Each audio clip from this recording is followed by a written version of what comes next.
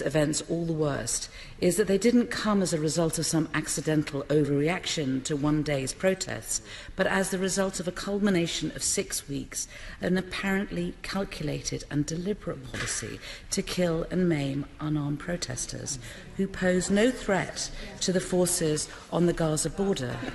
Many of them shot in the back, many of them shot hundreds of metres from the border, and many of them children. And if we are in any doubt, Mr. Speaker, about the lethal intent of the Israeli snipers working on the border, I'm afraid we only need to look at the wounds suffered by their victims. On hunting websites, Mr. Speaker, in America, they regularly debate the merits of 7.6mm bullets versus the 5.5mm bullets.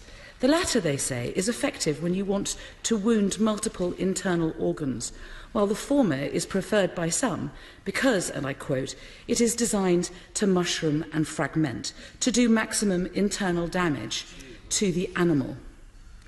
And it was this ammunition, it is alleged, that was used in Gaza yesterday against men, women and children. On the very first day of the violence, Mr. Speaker, the UN Secretary-General called for an independent investigation into those incidents, and last night the Kuwaiti government asked the UN Security Council to agree a statement doing the same, only to be vetoed by the United States.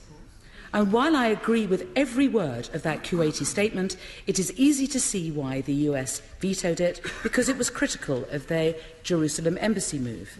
So can I ask the Minister of State today if he will take the initiative, not just in supporting a new Security Council statement, but in helping draft a new statement, making no criticism of any party and no link to any other issue, but simply calling for an urgent, independent investigation into the violence in Gaza to assess whether international law has been broken and to hold those responsible to account.